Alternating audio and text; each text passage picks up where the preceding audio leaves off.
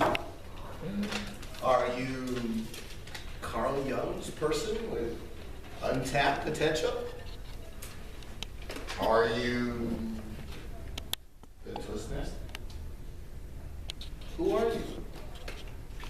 Fellow Toastmasters, it is a great pleasure to be here without any preparation at all. To talk about who we are. Who we are is what works, but it's been one of the kind of the great existential questions of myths and everything else forever. And I've spent a long time trying to figure out, who am I anyway? And I want to share with you some of the things that I've discovered, or that I believe. Could be wrong too. But I believe there's some characteristics that point to who we are. And one of the things is that when we're being ourselves, we're comfortable, we're confident, we're bright, in many cases brilliant,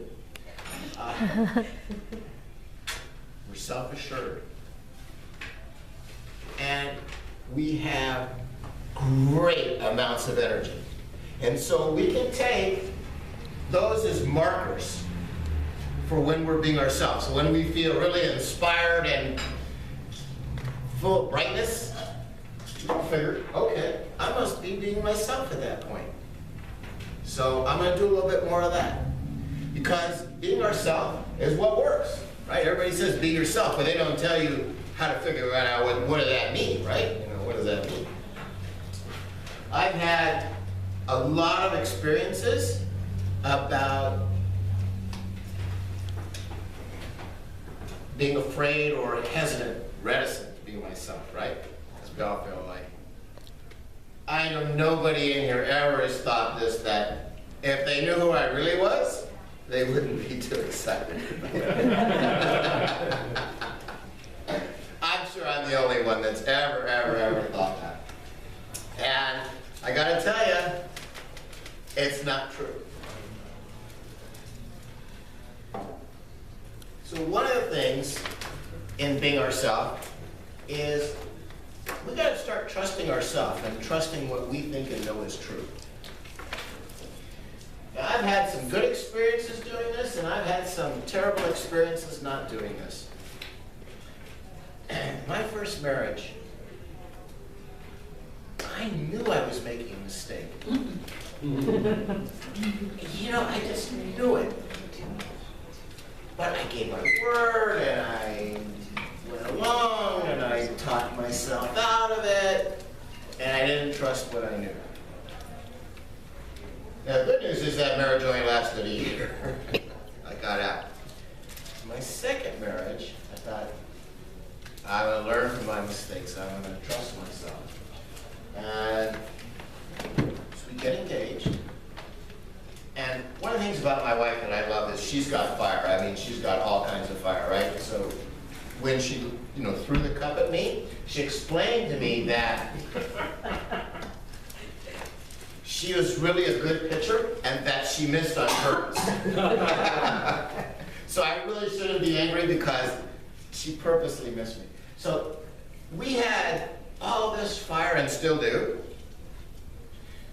But from the time we got engaged till we got married was about a year. And through all this time there would be, I'm not marrying you, I don't want anything to do with you, I don't know why I'm even here, I'm out of here. And then it would be, let's set a date. And then it would be, I'm not putting up with you, forget it, and then it's, let's get someone to perform the ceremony. But the trusting myself part was through all this wild stuff, I was like a mountain lake at dawn. Anybody know what that is? Okay, a mountain lake at dawn is when that lake is so still that when you look at the lake, you can't tell the difference from where the mountain stops and the lake begins because the reflection is that perfect. So that's how quiet the water is. So when I say that I was quiet and peaceful and steady like a mountain lake at dawn, it means I was perfectly smooth with it. And none of that stuff bothered me. Well, so far so good. 28 years later, we're still married. And she's still as fiery as ever, but I appreciate that. And so I learned, I didn't trust myself on the first marriage, and I did on the second marriage, and I did a lot better trusting myself. Well, there are other things that I haven't trusted myself on because I thought were conventional wisdom. That I thought I would try. Because I thought, if I accept myself well enough about something, then that should result in other people accepting that too. I had this guy who was my best friend growing up. He was just kind of a wacky guy. But everybody was fine with it because it's who he was, and he just accepted that he was just kind of a wacky guy, and everybody was fine with it. I'm doing a target speech at the Toastmasters evaluation contest. 75 people in the room. So I say, I'm going to try this out. I say, I accept that I talk to my angels and I'm going to put that in the speech and see what happens. And I did it. And so after the speech, one person after another comes up to me and says,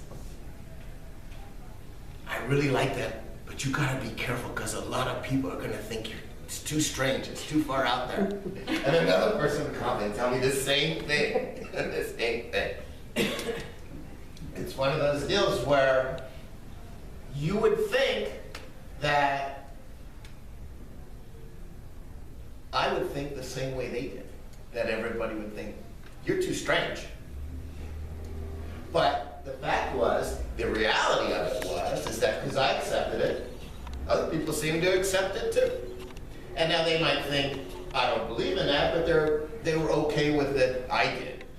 It wasn't like nobody came up and said, you're fully, I'm throwing my lunch at you. So, trusting what I know is, one of the things that I know is that if I accept myself enough, pretty much other people will accept me too. They may not like me, they may not agree with me, but they'll say, okay, well, that's just how he is, So that's a big part of being ourselves, is accepting who we are. And I've had a lot of really difficult experiences with that, because I keep getting all this stuff in meditation that's just hard to deal with.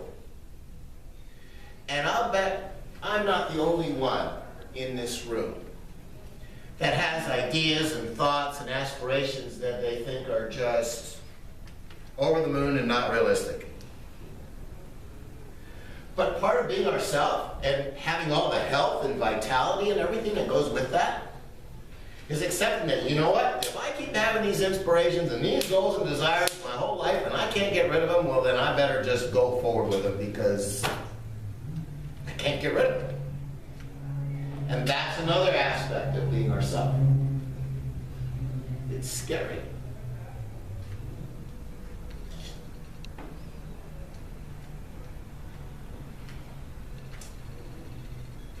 Part of what I found, at least, and I'm going to guess in Toastmasters, because in Toastmasters, one of the great things is that when we speak, we share part of ourselves. We expose part of ourselves to people, right?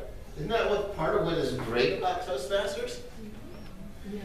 And isn't one of the greatest parts of Toastmasters is when we break new ground doing it? Isn't that one of the things we've all discovered in being here? So another aspect of being ourselves is breaking that ground, because I believe myself that ultimately I'm light, and that all the wisdom and energy and life and vitality in the world resides inside of me. That I believe the same is true of you, that all the wisdom, vitality, joy, humor, quickness resides in each of you as well. And part of, I believe, being ourselves is accepting that and letting that come out. Part of that for me, now I know none of you are going to have this problem, but part of that for me is a challenge where I say, well, I'm still afraid if I tell them what I really think, that no one's going to want anything to do with me. I know you guys know. But I have these, and a lot of my life I've been what I call a reluctant salesman, and now I'm moving into being a reluctant leader. So I never wanted to be a salesman, but just the light and the circumstances of who I was pushed me into it. And when I stopped fighting against it, I started to enjoy it. Well, the same thing is happening now with me in leadership. So Wendy had to twist my arm pretty hard to get me to be the vice president of education in the other club, which I eventually did. And then they asked me to be the president of the other club, and she didn't do that. But other people did, and I said no, and they said, come on, come on, come on. And I said, okay, and I'm having a great time doing it. So one of the things that I've noticed, I know I'm sure the only one that this has ever happened to, is that we get pushed into opportunities that force us to be more ourselves. And one of the things that I'm learning is that those opportunities are forcing me to change thoughts that I'm having that are restricting me being myself. I always felt, I don't want to be a leader, I don't want the responsibility, I don't want the difficulty, it's a hassle, it's a problem. And I kept getting pushed into it, and so I meditated and I said, how can I deal with this? In my meditation, and one of the great things about meditation, and it harkens back to believing what I know is true, is that as a leader, my job is to be myself, be honest with people, and be as kind as possible. That's how I've defined being a leader. That I said, I can't control if somebody gets the advanced speaking title in the club and allows us to get the Distinguished Toastmaster Award. I can't control that. But I can encourage people and ask who wants to do it. I can do what I can, but there's this clearer and clearer line that I have, and that is that as a leader, my job is to be an example and to be clear and honest with people. And that's the best I can do. And I don't control what anybody else does. I can influence it by being an example and talking about the fact that, you know what, I didn't want to be president of a club, and now I'm president of a club and I'm having a great time. And maybe that will cause someone else to rethink it too. Maybe it won't. I don't know. But I'm going through and I'm realizing that part of who I am is a leader. And the reason I know that is that I'm having so much fun being a president of the club. So it's allowing me to be more myself. And there are challenges all the time, because if it's true, what Jung says, that we're really this amazing, unlimited potential, if that's really who we are, and that there's a draw to thrust us into opportunities that are going to force us to let go of those thoughts that keep us from experiencing that. Like my thought, like I don't want to be a leader, it's going to be a terrible experience. That was my thought. And it turned out that that thought was wrong. So what I want to convey is that think twice about the opportunities that come your way and the thoughts that we have that hold us back.